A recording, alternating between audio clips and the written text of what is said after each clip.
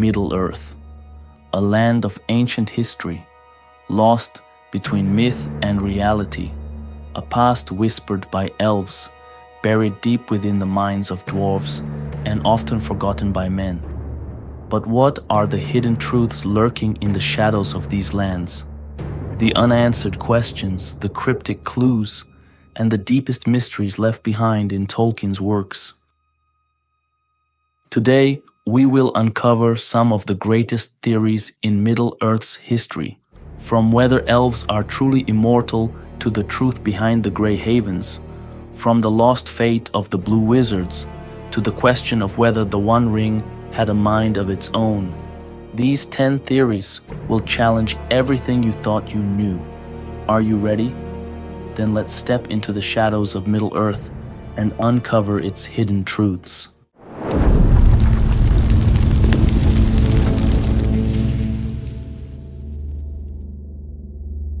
Sauron, the engineer in search of perfect order.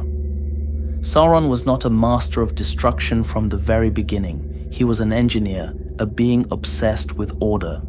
As a Maya who was not among the greatest of the Ainur, Sauron sought to create a flawless system. That's why he initially served Melkor, because Melkor was the most powerful entity in Arda, capable of enacting great changes.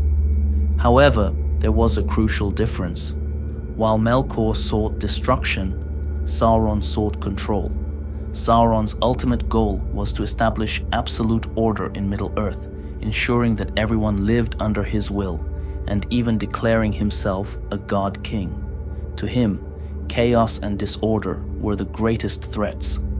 If all submitted to his will, nothing would be random. Everything would function like a perfect machine. Sauron was not merely a warlord like Morgoth. He sought to be a ruler, a lawmaker, and a supreme authority. Did Sauron want to bring Morgoth back? This is another major question. Did Sauron want to bring back his former master, Morgoth? Many argue that this was impossible, as Morgoth had been banished beyond time, behind the doors of night. But that doesn't mean Sauron never considered it. In the beginning, Morgoth was an inspiration to Sauron. However, over time, Sauron came to see himself as a greater power. His obsession with order and authoritarian rule was fundamentally different from Morgoth's chaotic nature. While Morgoth wanted to destroy everything, Sauron wanted to control everything. If Sauron had a long-term plan, it was more likely focused on cementing his own order rather than resurrecting his old master. Did Sauron plan to invade Valinor? Some believe that Sauron, at some point, planned to attack Valinor. However, this is unlikely. Sauron was fully aware of the power of the Valar. The downfall of Numenor, where the Valar sought help from Eru Ilúvatar, and Eru himself reshaped the world, showed Sauron the perils of directly challenging them. That said, this doesn't mean Sauron never targeted Valinor in other ways. If he had conquered all of Middle-earth, his next step could have been challenging even greater powers, not through open war, but through more subtle and indirect methods. He might have spread propaganda that the Valar had abandoned humanity or sealed off the paths to the Undying Lands to weaken their influence. Conclusion: what was Sauron's ultimate plan?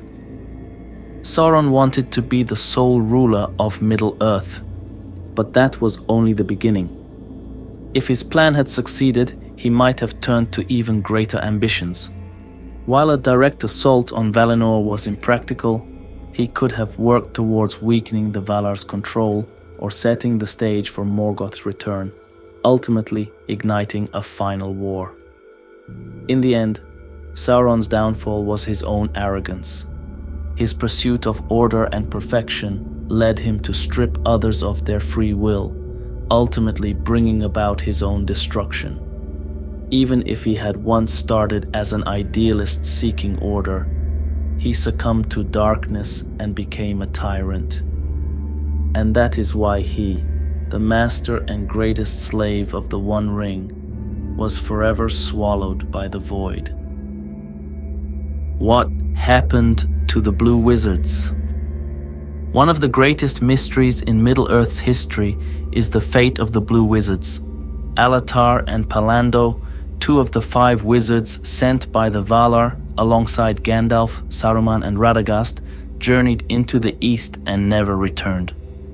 But the real question is, did the Blue Wizards truly fail?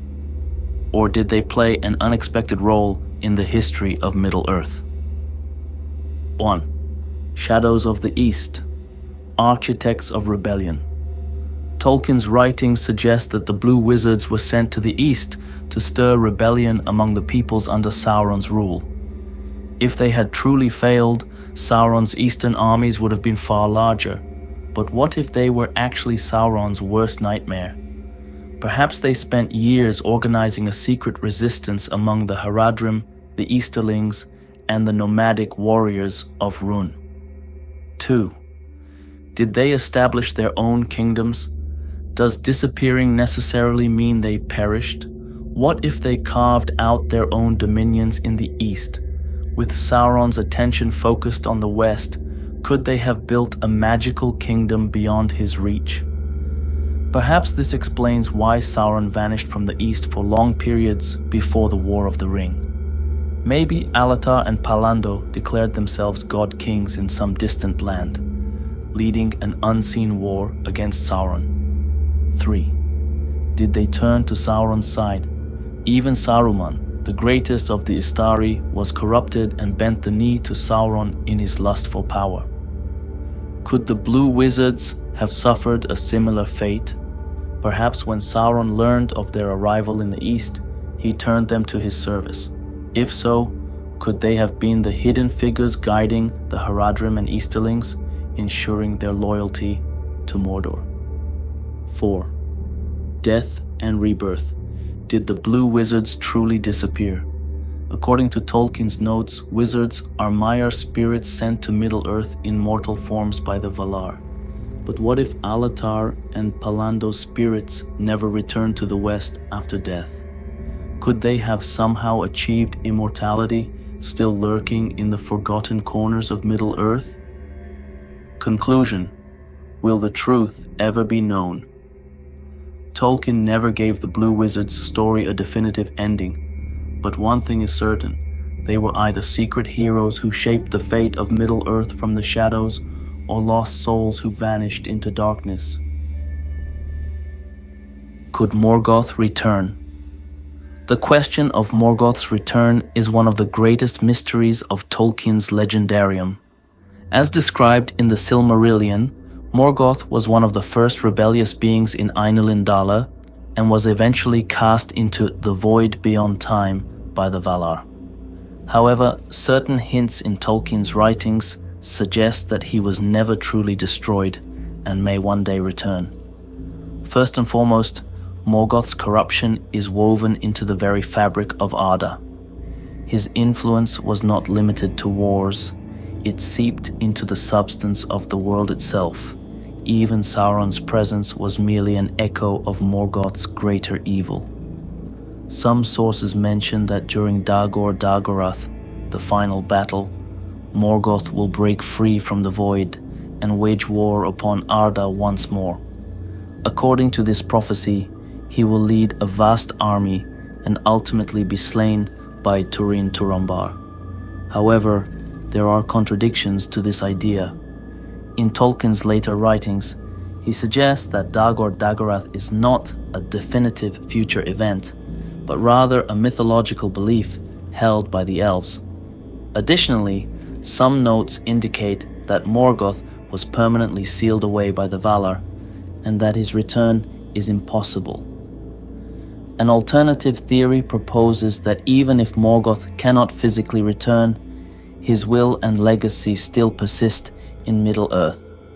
His influence lived on through those who followed his teachings, such as Ar-Pharazôn and Sauron, who openly referred to themselves as Morgoth's heirs. The cult of Melkor, embraced by the dark forces, suggests that Morgoth's ideology continued to shape the world long after his banishment. In conclusion, whether Morgoth can truly return remains uncertain. However, one undeniable truth remains: his evil never fully disappeared. It lingers, shaping the fate of Middle-earth in unseen ways. Who remained in the elven cities?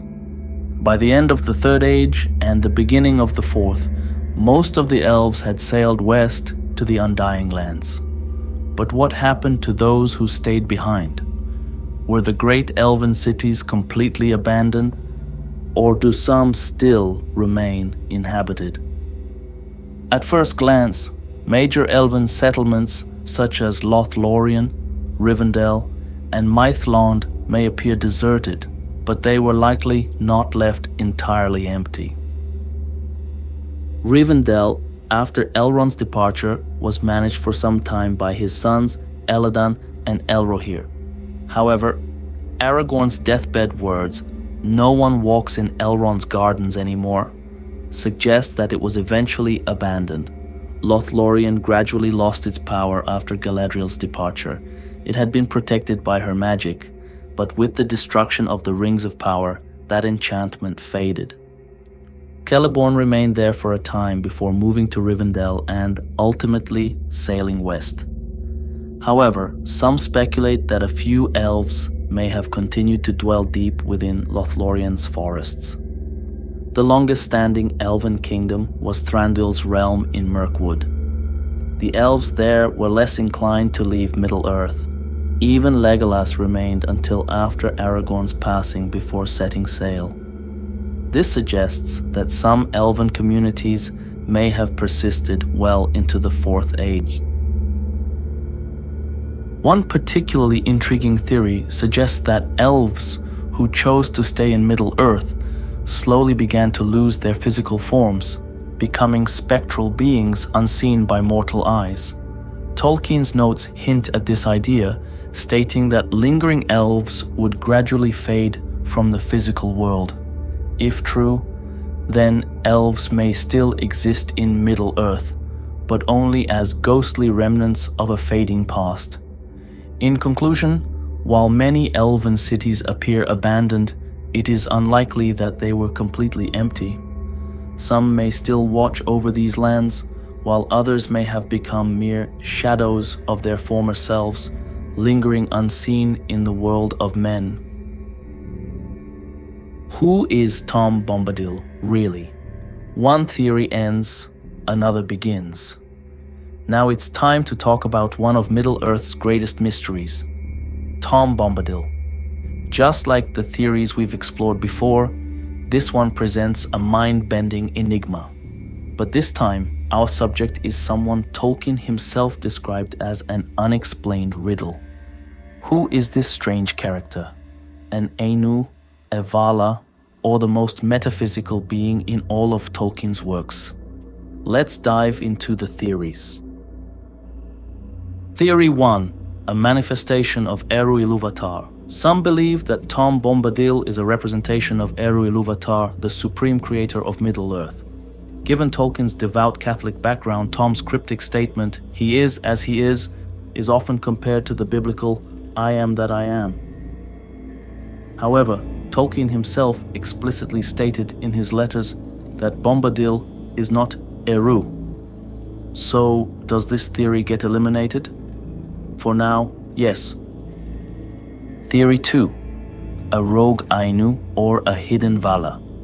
Another widespread theory suggests that Tom is one of the Ainur, but unlike the Valar who govern the world, he is a rogue entity, one who refused to take part in Middle-earth's grand conflicts.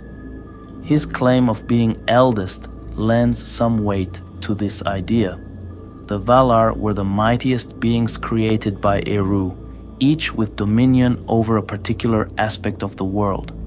But since Tom refuses to intervene in major events, he doesn't seem to fit the traditional definition of a Vala. Could he be an independent Ainu, separate from the known Valar? The answer remains uncertain, but highly possible. Theory 3. The embodiment of nature itself.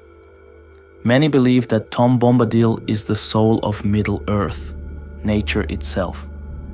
His lack of concern for the events of the world, the well-defined boundaries of his realm, and his peaceful detachment from conflict all strengthen this argument.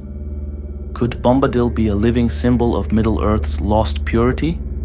An ancient force untouched by the passage of time? This theory holds strong. Theory 4. A being of music and creation. Tom Bombadil's ability to wield power through song suggests a direct connection to Ainu Lindale, the music of the Ainur that shaped the world. Could he be a remnant of this divine symphony, an actual note of creation made manifest in Middle-earth? His existence, which seems detached from the normal flow of time and space, supports this idea. Theory 5. Tolkien's self-insert in Middle-earth. One of the most fascinating theories is that Tom Bombadil is Tolkien's own literary avatar.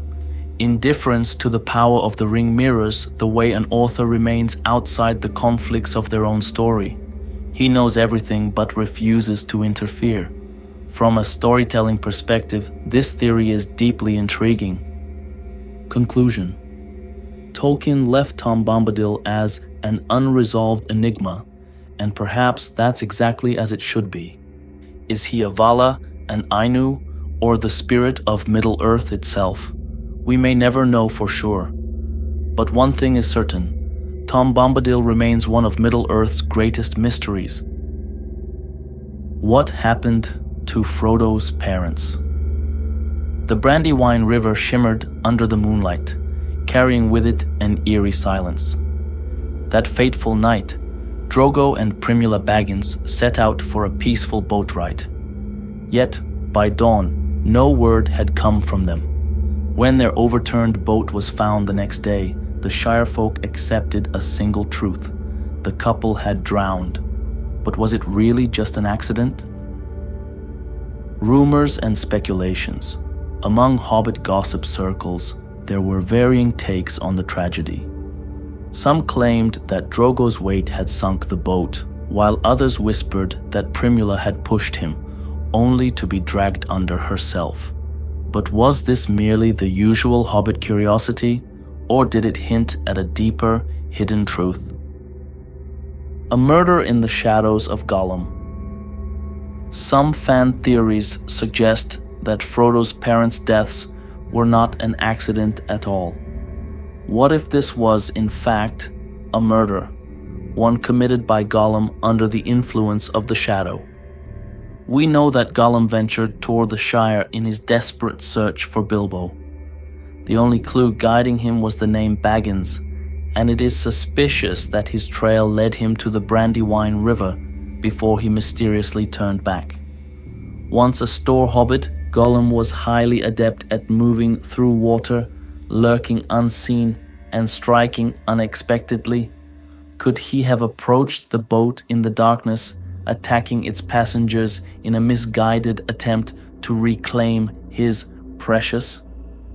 If so, could he have realized too late that they were not Bilbo, but rather two unfortunate bystanders? This theory offers a chilling alternative to the simple drowning story the hobbits believed. Was Gandalf hiding the truth? Gandalf remained suspiciously silent about Frodo's parents' deaths. During his long search for Gollum, had he uncovered a connection to this tragic event? If Gollum had indeed been responsible, Gandalf may have chosen to keep the truth hidden, knowing it would change everything for Frodo, including the fate of the Fellowship itself. This theory also suggests a dark, fated connection between Frodo and Gollum from the very start. Though their destinies seem to intertwine due to the One Ring's influence, what if their tragic bond was forged long before the journey to Mount Doom? Hobbits believed. Accident or unsolved murder? Could the death of Frodo's parents have been more than just an unfortunate accident? Was it in reality a crime, one born of Gollum's relentless pursuit of the ring? Or was it simply another case of exaggerated hobbit gossip? The truth remains unknown, lost beneath the waters of the Brandywine. Was the ring actually conscious? Let's divide Sauron into three aspects: body, mind, and will, or soul. Once, Sauron was whole, with these three aspects of himself as one. Then, upon creating the One Ring, Sauron poured his will into it, effectively severing his will soul from his mind and body, which remained as one. Since the ring was borderline indestructible, on top of the whole, empowering him, granting him control of other rings of power, other magnificent powers. When wearing it, it made him virtually immortal. Now everything is fine and dandy until Isildur cuts his finger hand and he loses the ring. Upon this defeat, Sauron loses his current body. His mind goes flying away in order to try to attain physical form through other means, which proves more or less ineffective, and his will remains on the ring. Now remember, the ring is merely Sauron's will, his soul, his desire, his instinct. His mind is at Barad-dûr for the entire story, alongside a body that, supposedly, doesn't stand up to the one he had. Therefore, the ring cannot have a mind of its own. It doesn't think, it cannot form any thought process. What the ring does, however, is want. The ring is Sauron's will given form, and therefore it proceeds to act based upon what Sauron wants, but without a logical thought process behind it, similar to a machine with a setting that follows without real thought. What does Sauron want? Be whole again, ultimate power, dominion over Middle-earth. Everything the ring does in the story is centered around reaching these goals, and in order to do so, it corrupts those who carry it. But since it's Sauron's will and not his mind, and it isn't capable of thought, it doesn't do so by using methods that people usually identify with corruption. It doesn't whisper in your ear, neither does it make logical tempting offers, bring me to Sauron and we'll make you immortal or something, Frodo my boy. Instead, being far more primal in nature, the ring tempts by offering sheer power, and with that promise of power, its will, Sauron's will, tries to override the one of the ring-bearer. If there's something all ring-bearers have in common, it is that, to one degree or another, all of them become a little bit like Sauron while being in possession of the ring. They become prideful, greedy, treacherous, murderous, deceptive, Gollum being the extreme example of all of these, and they all receive a boost in power in exchange. Also, the ring can get nearer to fulfilling the three goals listed above. Now, while completely overriding and twisting the will of a hobbit until he becomes something more akin to the ring's original owner, may contribute to obtaining goal number 1, henceforth Gollum's existence, it does very little to help with goals 2 and 3. An extremely powerful elf or a wizard? Oh yeah, that will do. This is why the perspective of Saruman, Elrond, Gandalf, or Galadriel getting the ring is as scary as Sauron getting it. Over time, Sauron's will would have overwritten or merged with theirs, making them want what Sauron wanted, and ultimately creating a completely new being that would have been as bad and powerful as Sauron in his Dark Lord prime form. I doubt the ring could have deceived Gandalf, for example, into going to Mordor and giving it to Sauron, since the ring could have fulfilled its desires through Gandalf anyway. It just so happens that the ring never goes into the hands of anything that is not a good old hobbit in the main storyline, so it settles for the next best thing, stalling for time until it can fall into the hands of someone that can help it to fulfill all three of its main desires, preferably Papa Sauron, but I doubt it would have minded becoming one with another Maya like Saruman. TLDR, the ring is a being of pure desire, will, and instinct. While it's probably aware of its existence to some degree, It doesn't have an identity of its own, and it cannot form a logical thought process, instead following the primal desires of the being it was made from. Has the Fifth Age begun? In Middle-earth, ages come to an end with the closure of great events, marking the beginning of a new era. But has the Fifth Age begun, or are we already living in it? Drawing from Tolkien's letters, notes, and theories, we seek to answer this question. How do ages change in Middle-earth? According to Tolkien's writings, the ages of Middle-earth are periods that summarize the world's history through major transformations. First Age ended with Morgoth's defeat and the destruction of Beleriand. Second Age concluded with Sauron's initial downfall and the fall of Numenor. Third Age ended with Sauron's final defeat and the conclusion of the War of the Ring. Fourth Age marked the beginning of the Age of Men, as the Elves departed to Valinor and magic slowly faded from the world. However, in The Lord of the Rings, Tolkien does not directly mention the Fifth Age. So, has this age truly begun? When did the Fifth Age begin? In a letter written in 1958, Tolkien stated that the events of The Lord of the Rings took place approximately 6,000 years ago, suggesting that the present day could be towards the end of the Fifth or Sixth Age, or perhaps at the beginning of the Seventh. However, such historical calculations remain highly speculative. Some theories suggest the Fifth Age could be linked to the rise and fall of the Roman Empire. The Sixth Age might correspond to the Industrial Revolution and World War I. The Seventh Age could be associated with World War II and the modern global order. That said, in Tolkien's mythology, the lengths of ages are not precisely defined, and it is not always possible to draw direct parallels with real-world history.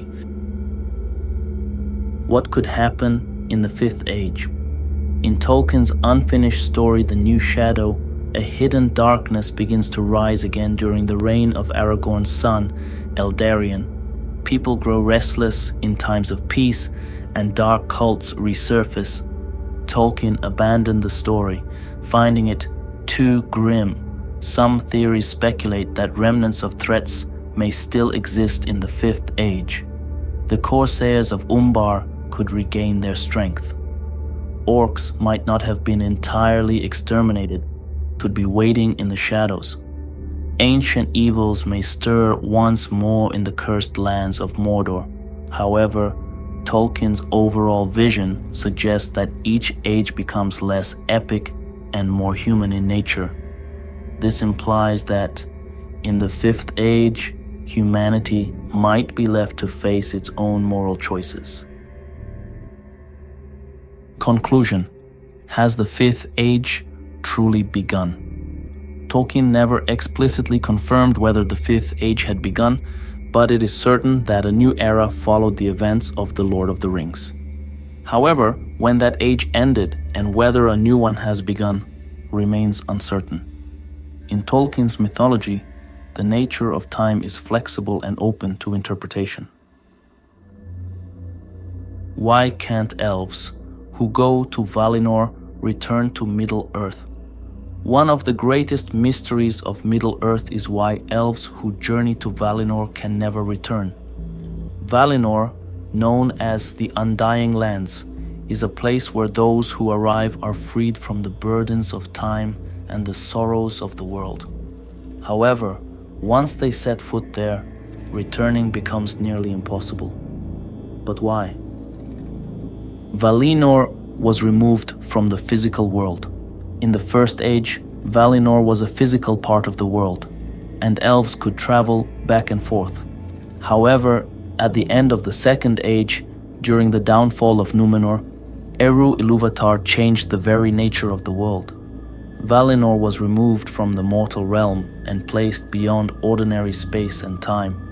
From that point onward, only the straight road, known only to the elves, could reach these sacred lands, and mortals were completely barred from entry. Elves exist outside of time in Valinor. Valinor is not just separate in space, it exists in a different flow of time as well. Those who journey there are removed from the natural decay and transformation of Middle-earth. Valinor is the closest place to the original, untainted version of Arda, where elves regain their truest essence. Thus, even if an elf wished to return, they would no longer be able to fully reintegrate into the changing mortal reality of Middle-earth. Eru's decree and the law of the Valar. Another reason elves cannot return from Valinor is that it is a direct command from Eru Ilúvatar. By separating Valinor from Middle-earth, Eru created an irreversible divide between immortals and mortals. The Valar uphold this law, as allowing elves to return would disrupt the fundamental balance of creation. In Middle-earth, elves gradually diminish, but in Valinor, they achieve eternal peace. Letting them return could disturb this cosmic equilibrium. Exceptions and special cases. Like any rule, there have been exceptions. The most famous case is Glorfindel. After dying in battle against a Balrog during the First Age, his spirit was restored in Valinor, and he was later sent back to Middle-earth during the Second Age. However, this was a rare and special event, likely granted by Manwë himself. Additionally, beings like the Istari, wizards, who were Maya in origin, were sent from Valinor to Middle-earth. But since they were immortal spirits, their mission was an exception rather than a violation of the rule. The allure of Valinor and the elves' final choice. Ultimately, another reason elves do not return from Valinor is that they do not want to. Compared to Middle-earth, which is filled with destruction, war, and constant change, Valinor offers eternal peace. Once an elf arrives, why would they wish to return to a world of suffering? There is no war, no decay, and no fear of death in Valinor. Yet, this is the bittersweet fate of the elves, to seek eternity in Middle-earth, only to leave it behind forever when they finally sail west. Perhaps this is why their stories are always tinged with sorrow. They are a people caught between immortality and eternal farewell. And so, we have reached the end of our journey to uncover some of Middle-earth's greatest mysteries. But perhaps, the more we seek answers, the more questions arise. The true fate of Frodo's parents, the legendary disappearance of the Blue Wizards, the lingering uncertainty of whether the orcs were truly wiped out. Who knows? Maybe Tolkien left us a legacy meant to remain forever incomplete. A world where some secrets were never meant to be fully uncovered. But what about you? Which theory seemed the most convincing? Which one kept you thinking the most? Don't forget to share your thoughts in the comments below. The depths of Middle-earth still hold many unknowns, and perhaps one day, with new discoveries, we will continue to unravel these mysteries. Remember, sometimes the greatest truths are hidden behind the greatest legends.